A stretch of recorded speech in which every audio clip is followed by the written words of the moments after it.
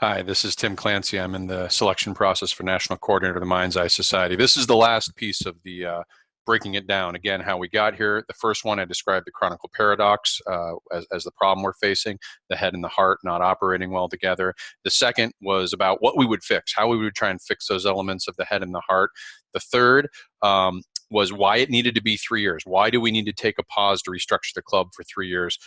And this final one is probably the question I get the most is, well, okay, and I heard this from a member secondhand is I don't like filling out prestige logs. I don't doing logistics. Are you going to make me do that for 3 years? Are we going to play any games during a Chronicle stand down?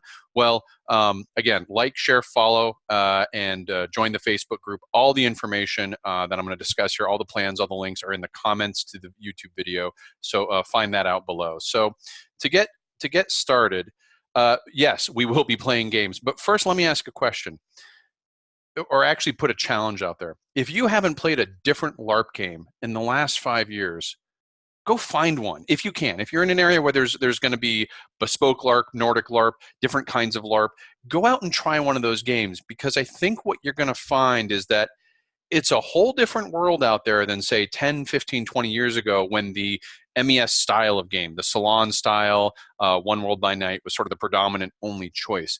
Go out and experience that LARP just to get a taste and say, wow, did I have fun with this? I went to my first one-shot LARP in probably 20 years a couple months ago, and I was amazed how in one night I had such a fantastic time, even though across the night there was workshops to develop the game itself and a debrief. I still had more fun than probably half the games I go to in the MES. And I'm like, what does that mean? So the good news is we're not talking about stopping all gaming, right? We're not talking about making people fill out prestige logs and just do logistics. We will have gaming as the intention during a stand down, but we will have experimental games.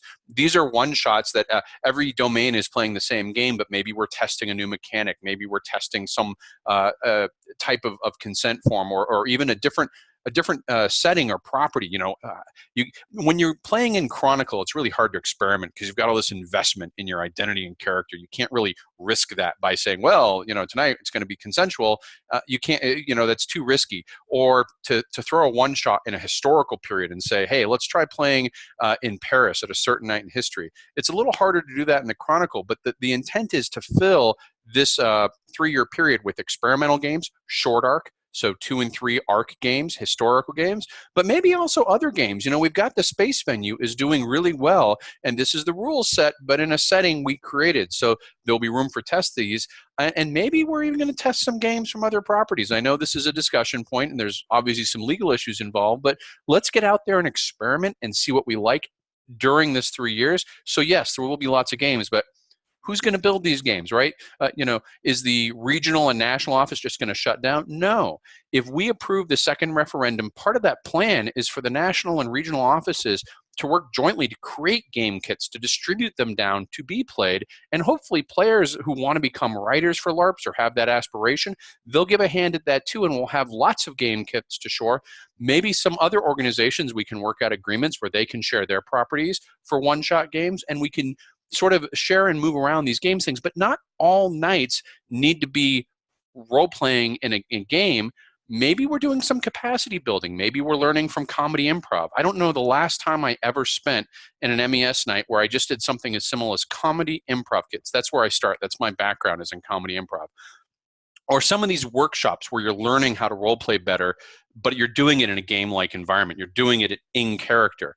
There's all sorts of experiential rhetoric we can explore about learning and teaching ourselves through games, and we're never going to get there just always playing Chronicle. We'll never have the safety room to test and experiment and see what works. So yes, we will be playing games. We will be playing lots of games. It just won't be Chronicle play.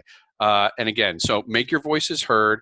I appreciate the attention for the 4 parts. I will be doing Q&A for the video sessions. There is a Q&A that the board has sent to us. Once all those answers are posted for all candidates, I will be going back and providing video responses that match some of the ones that I do in the written form. So look forward to some more videos over the next couple days, but for now I've tried to explain these 4 parts and break it down. Again, all the information's in the links below, and have a good day. Thank you.